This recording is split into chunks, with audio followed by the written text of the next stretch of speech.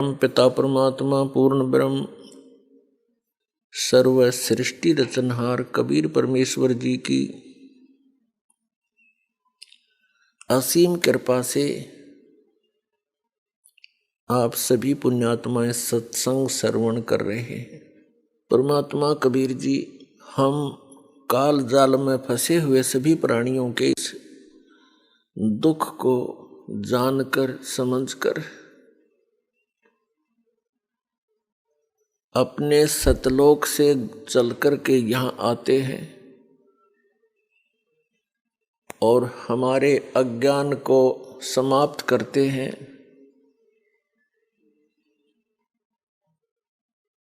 हमें ये बताने की चेष्टा करते हैं कि तुम सभी प्राणी ऐसे स्थान से आए हुए हो जहाँ पर किसी वस्तु की कमी नहीं, किसी वस्तु का वहाँ पर अभाव नहीं, वहाँ कोई दुख नहीं, वहाँ पर वृद्ध अवस्था नहीं, सृष्टि ऐसी ही है, शरीर आपके ज्यों के त्यों हैं। वहाँ जो आपको शरीर प्राप्त था वो सभी रोग रहित, वृद्ध अवस्था उसमें नहीं होती, वहाँ मृत्यु नहीं होती। उस स्थान को आप अपनी गलती के कारण छोड़ आए। अब आप यहाँ पर ये दंड भोग रहे हो, सजा भोग रहे हो, और यहाँ पर आप जी ने इन दुखों को ही सुख मान लिया। यदि किसी को अधिक दुख है और उससे कुछ कम दुख को हमने सुख समझ लिया, और यहाँ पर सुख नाम की वस्तु नहीं है, आपने सुख देखा ही नहीं है, इसलिए इन्हीं अटकलबाजियों में आप सुख मान रहे हो। कैसे? जो निर्धन है वो सोचता है धनवान सुखी, ये कार और कोठियों में निवास करता है, सफर करता है। अब धनवान को स्वप्न में भी सुख नहीं होता। धनवान समझता है, धनी व्यक्ति सोचता है कि राजा लोग सुखी होंगे, ये राजा लोग सुखी हैं। राजा सुखी हो ही नहीं सकता। विचार की बात है, जैसे एक परिवार का मुखिया अपने 4-5 सदस्यों की व्यवस्था में कितनी टेंशन लिए फिरता है। किसी को बीमारी है, किसी का विवाह नहीं हुआ, किसी का विवाह हो गया तो बालक नहीं, और 100 समस्याएं उसकी जान को बनी रहती हैं। राजा एक बहुत बड़े अक्षेत्र का मुखिया होता है। इससे खूब आसानी से अंदाजा लगाया जा सकता है वो कितना सुखी हो सकता है। स्वप्न में भी सुख नहीं उस व्यक्ति को जो राजा बना हुआ है। ठीक है, अपनी घूटी सूटी लाकर रात काट लेता होगा, घंटे 2 घंटे पड़ जा पी कर शराब, सुख नहीं है। हाँ, उस व्यक्ति को जो परमात्मा से जुड़ा हुआ है, कबीर परमेश्वर की भक्ति करता है, वो चाहे निर्धन है, चाहे धनवान है, चाहे राजा भी क्यों ना बना हो, वो भगवान से डरने वाला, परमात्मा उसका साथी होता है। उसके ऊपर आने वाली आपदाओं को तुरंत निवारण करता है, क्योंकि कबीर परमात्मा वो सुख सागर हैं जो अपने बच्चों का दुख देख नहीं सकते। और जब तक हम इस परमेश्वर की शरण में नहीं आते हैं तो हम अन्य उपासनाएं जो करते हैं वो हमें अपने प्रारब्ध में आने वाली आपदाओं से नहीं बचा सकते। उन साधनाओं से आपको अन्य लाभ तो हो सकते हैं, लेकिन आपके कर्म के दंड में वो परिवर्तन नहीं कर सकते। एक कबीर परमात्मा परम अक्षर ब्रह्म को छोड़कर अन्य जितने भी प्रभु हैं, स्वामी हैं, वो आपको जैसा कर्म किया है वो ही प्रदान कर सकते हैं, उसमें परिवर्तन नहीं कर सकते। तो वो भक्ति हमारे लिए यूजलेस है। हमारे प्रारब्ध में, हमारे संस्कार में, पुण्यों में, इस जीवन के सफर में कोई ऐसा भयंकर घटना, दुर्घटना हो और वो टले नहीं, वो दुर्घटना जब घट जाएगी और कोई ऐसी घटना हो जो इस आदमी का मनोबल तोड़ देती है, फिर वो भक्ति भी नहीं करता, छोड़ देता भक्ति को। और परमात्मा कबीर जी आप पर आने वाले आपके प्रारब्ध के संस्कारों को बदल देता है। जब हमारे ऊपर कोई आपदा आ जाती है और हमें पता है कि इसका कोई निवारण इस पृथ्वी पर नहीं है, और फिर वो ठीक हो जाता है, उसका समाधान हो जाता है इस भक्ति से, तो हमारी आस्था भगवान में दृढ़ होती है और तभी हम भक्ति कर सकते हैं। पुण्यात्मा, हम ऐसे लोक से आए हैं जहाँ कोई कष्ट नहीं था, कोई दुख नहीं था, मृत्यु नहीं थी और वृद्ध अवस्था नहीं थी। कोई भी वृद्ध अवस्था पसंद नहीं करता। 60-70 वर्ष के हो जाते हैं राजनेता, अभिनेता, और अपनी स्किन को भी टाइट करवाते हैं देश विदेश में जाके। 1-2 साल के बाद फिर सिकुड़ेगी बात है, कितना करवाओगे इसने सेटिंग, और फिर मृत्यु डेफिनेट। आप सारा जीवन लगाते हो अपने मकान के बनाने में और परिवार के पोषण में। संतान होती है, संतान के फिर संतान होती है, हम बड़े खुश होकर रहते हैं, उनके साथ सीने से लगाते हैं, प्यार करते हैं, अच्छी बात है। और 1 मिनट में ना जाने उन प्यारे बच्चों की मृत्यु हो जाए या स्वयं की हो जाती है, तो खा के ये जीवन किस चीज पर आप आस लगाए बैठे हो। यदि हमारी मृत्यु ना हो तो हम इतने ढीठ हो चुके हैं, इन दुखों को हम कोई परवाह नहीं करते, बेशक आई रो आपदाएं हमारे ऊपर, लेकिन मृत्यु भी डेफिनेट। तो इसकी तरफ थोड़ा सा ध्यान देना पड़ेगा आप जीने पे। असंख्य जन्म हो गए आपने यही परिवार पोषण करते और यही बंगले और कोठी और फैक्ट्री लाते और बनाते, आप ही चले जाते हो, ये यहीं रह जाती है। और फिर आप बने हो कहीं गधे और कोठी खड़ी है कहीं दूर।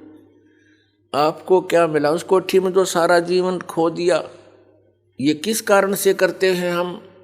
क्योंकि हमने इतनी ही पढ़ाई पढ़ रखी है, विवाह हो जा, संतान हो जा, रोजगार मिल जा, इनका पालन पोषण कर दें, इनका विवाह कर दें, फिर मर जावा, बेशक काम पूरा हुआ। नहीं, मनुष्य जीवन का कार्य तो आपने स्टार्ट भी नहीं किया।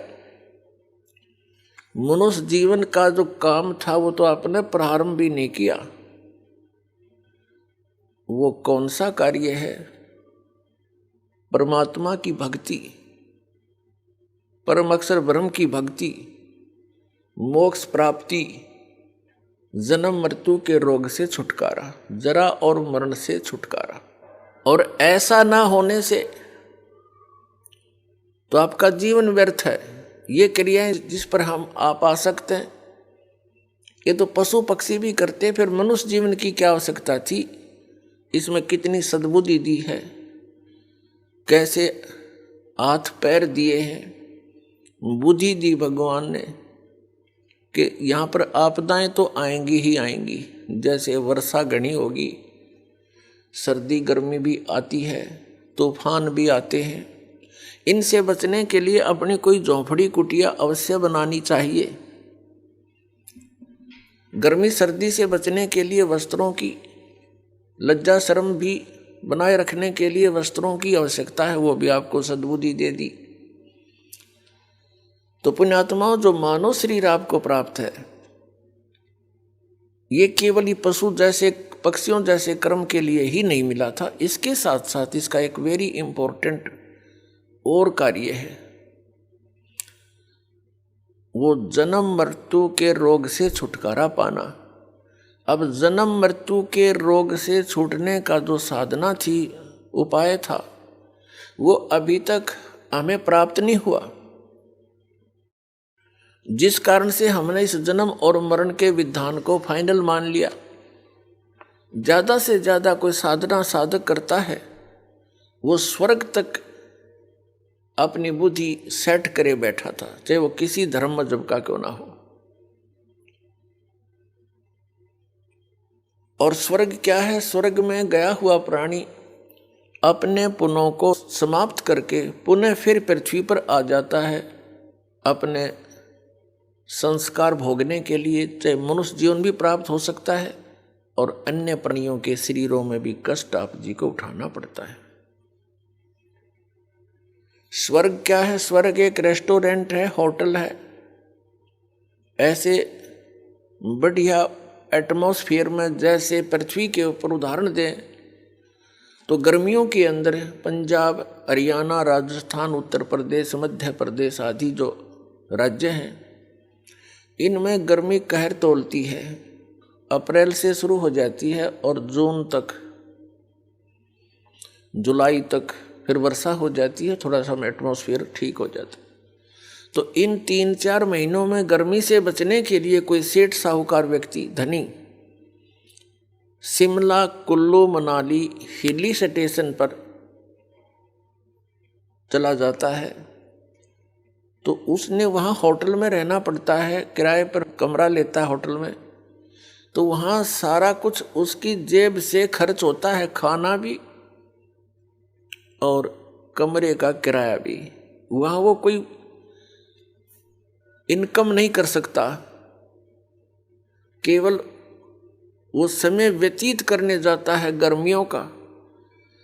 और 20, 30, 50 हजार, 1 लाख रुपया आजकल 3-4 महीनों में करके खराब, और फिर वापस उसी कर्म क्षेत्र में आना पड़ता है। आगे हो सकता दाव लगे ना लगे, लाख रुपये बच्चे ना बच्चे उसको एक्स्ट्रा, तो फिर वहीं रहना पड़ेगा उसी दुख में।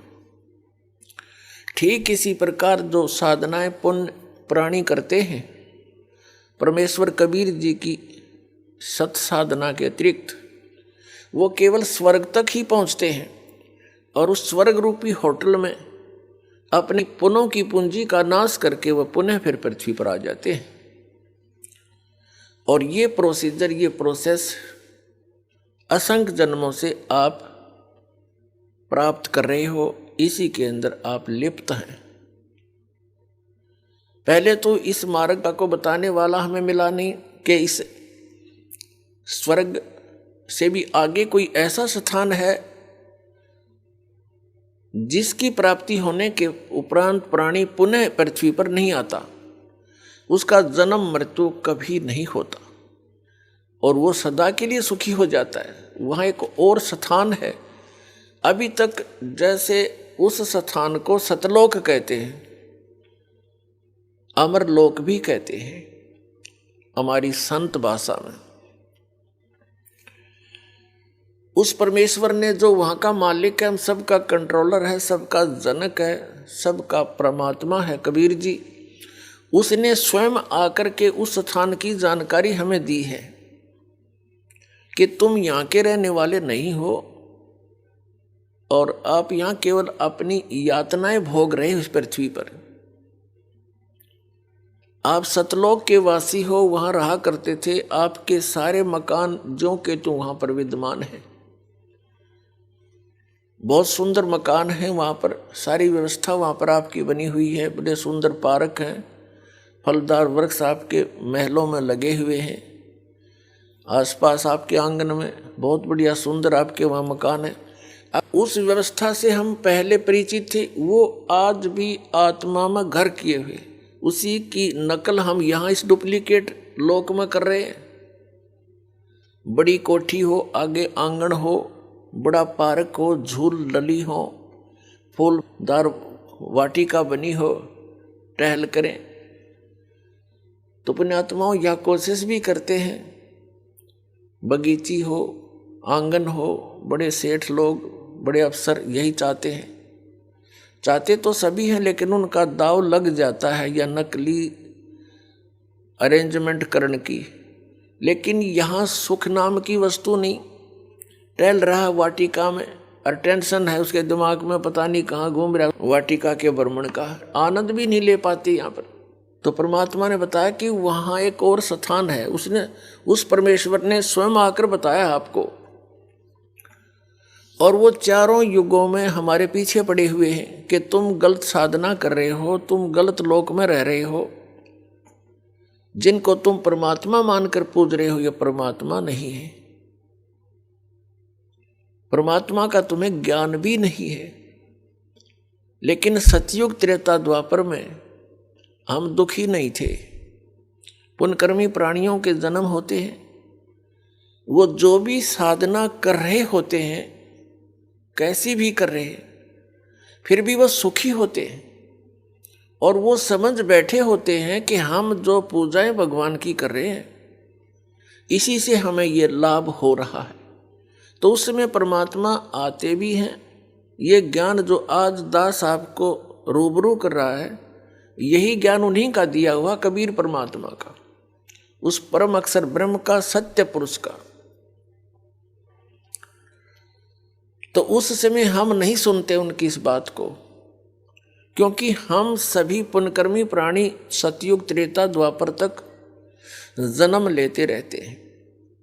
और हमारे पूर्व संस्कार से हम स्वस्थ भी होते हैं, सब सुविधाएं भी उपलब्ध होती हैं, बच्चे भी स्वस्थ होते हैं, दीर्घायु होती है। तो हम ये भूल कर बैठते हैं कि जो साधना हम कर रहे हैं, इनसे हमें सब सुख उपलब्ध है। अध्यात्म ज्ञान के अभाव से, तत्व ज्ञान की कमी से हम इतना सोच लेते हैं। हम भूल जाते हैं कि जो भी आपको प्राप्त है, ये आपके पूर्व जन्मों का ही आपको प्राप्त है। वर्तमान में जो आप कर रहे हो, इसका फल आपको भविष्य में आने वाले समय में मिलेगा, नेक्स्ट जीवन में, अगले जन्मों में। तो इस कारण से हम उस परमात्मा के यथार्थ ज्ञान को नहीं सुन सके, समझ भी नहीं सके और शरण भी ग्रहण नहीं कर सके। ये दुर्भाग्य रहा हमारा। बड़े पुण्य भी किए, साधनाएं भी की, वेदों अनुसार भक्ति भी की, लेकिन परमात्मा प्राप्ति नहीं हुई और न ही स्थायी स्थान मिला। हम जन्मते रहे, मरते रहे। इस दीर्घ रोग से हम असंख्य जन्मों से ग्रस्त हैं।